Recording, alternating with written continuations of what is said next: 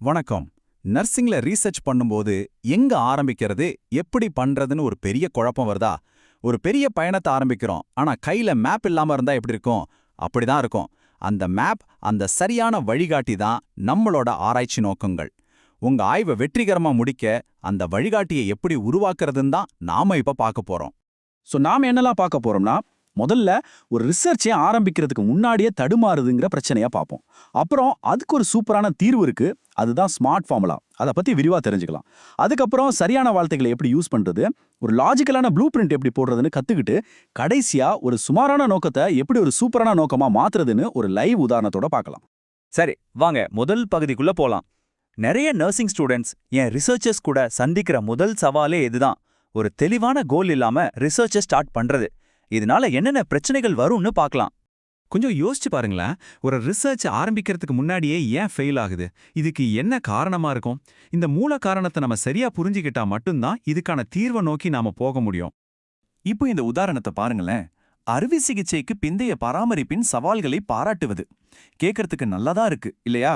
ஒரு நல்ல எண்ணம் தான். ஆனா ஒரு ரிசர்ச்சுக்கு இது செட் ஆகாது. ஏன் தெரியுமா?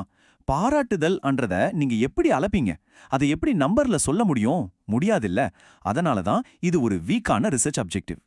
ஆனா கவலைப்படாதீங்க, இந்த மாதிரி பிரச்சனைகளுக்கு ஒரு அருமையான தீர்வு இருக்கு. அதுக்கு பேர் தான் ஸ்மார்ட் அளவுகோல்கள். இது வெறும் ஒரு வார்த்தை கிடையாது, இது ஒரு பவர்ஃபுல்லான ஃப்ரேம்வொர்க். நம்ம ரிசர்ச்க்கு இது ஒரு ஸ்ட்ராங்கான ஃபவுண்டேஷனை போட்டு கொடுக்கும். ஸ்மார்ட்ல இருக்கிற ஒவ்வொரு எழுத்துக்கும் ஒரு அர்த்தம் இருக்கு. இதுதான் ஒரு நல்ல ஆப்ஜெக்டிவோட 5 தூண்கள். வாங்க ஒன்னொன்னா டீட்டெயிலா பார்க்கலாம். முதல்ல குறிப்பாக, அதாவது ஸ்பெசிஃபிக்கா இருக்கணும்னா என்ன? பொதுவா பேஷண்ட்டோட வலியை பத்தி படிக்க போறேன்னு சொல்றதுக்கு பதிலா ரொம்ப துல்லியமா இருக்கணும். எந்த பேஷண்ட்ஸ், எந்த வார்டுல, என்ன சிகிச்சைக்கு அப்புறம் வலியை உணர்றாங்க, இப்படி கேட்கறது தான் ஸ்பெசிஃபிக். அடுத்து அளவிடக்கூடியது, அதாவது மெஜரபிள். இது ரொம்ப ரொம்ப முக்கியமான பாயிண்ட்.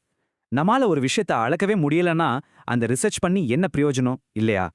நம்ம ரிசர்ச் முடிவை நம்பர்ஸ்லயோ இல்ல வேற ஏதாவது ஒரு அளவுகோல் வச்சோ அளக்க முடியற மாதிரி இருக்கணும்.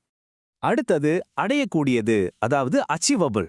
நம்ம ஐடியா எவ்வளோ பெருசா வேணா இருக்கலாம், ஆனா நம்ம கையில இருக்கிற டைம், பணம், மத்த வசதிகளை வச்சு அதை முடிக்க முடியுமான்னு ரியாலிட்டியை யோசிக்கணும். அதுதான் புத்திசாலித்தனம். அப்புறம் தொடர்புடையது, அதாவது ரெலவெண்ட்.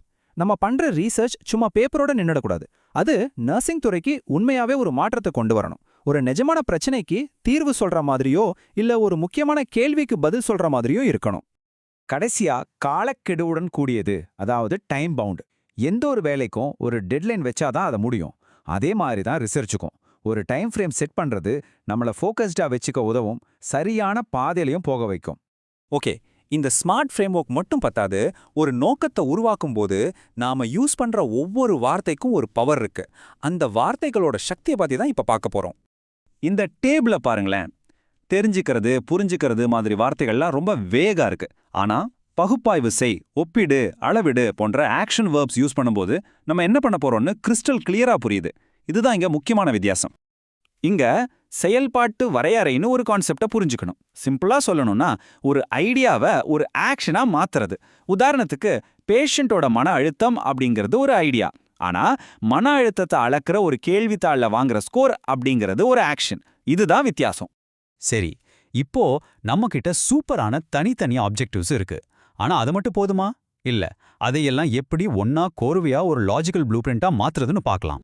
பாருங்க, பொதுவா ஒரு பெரிய கோல் இருக்கும். அதுதான் நம்மளோட ஜெனரல் ஆப்ஜெக்டிவ். அந்த பெரிய கோலை அடைய சின்ன சின்ன ஸ்டெப்ஸா பிரிச்சுக்கணும். அதுதான் ஸ்பெசிஃபிக் ஆப்ஜெக்டிவ்ஸ். ஒன்னு முடிஞ்சா அடுத்ததுக்கு போற மாதிரி ஒரு லாஜிக்கல் ஆர்டர்ல இது இருக்கணும். சரியா எழுதின ஆப்ஜெக்டிவ்ஸ் ஒரு கூகுள் மேப் மாதிரி நம்மள சரியான பாதையில கூட்டிட்டு போகும். தேவையில்லாத டேட்டாவை எல்லாம் கலெக்ட் பண்ணி நேரத்தை வீணடிக்காம பாத்துக்கும். நம்ம ரிசர்ச்சோட ஒவ்வொரு பார்ட்டுக்கும் ஒரு நோக்கம் இருக்குன்னு இது உறுதி பண்ணும்.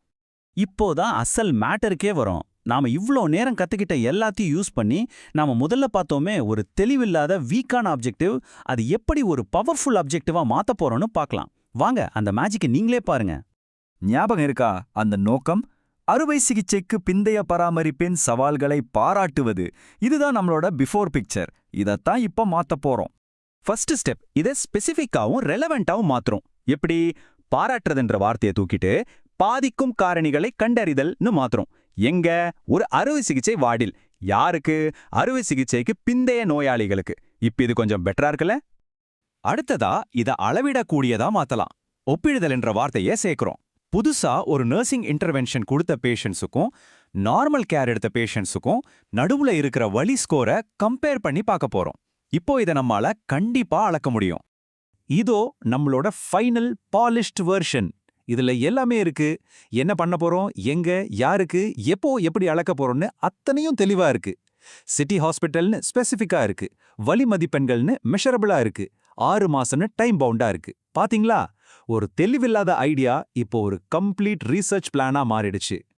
அப்போ ஒரு நல்ல ரிசர்ச் ஆப்ஜெக்டிவ்னா என்னன்னு சுருக்கமா சொல்லணும்னா அது வெறும் ஐடியா இல்ல, ஒரு கான்கிரீட் ஸ்டேட்மெண்ட். நம்மளால செய்யக்கூடியதா இருக்கணும், லாஜிக்கலா இருக்கணும், முக்கியமா அதை நம்மால பார்க்கவும் அளக்கவும் முடியணும்.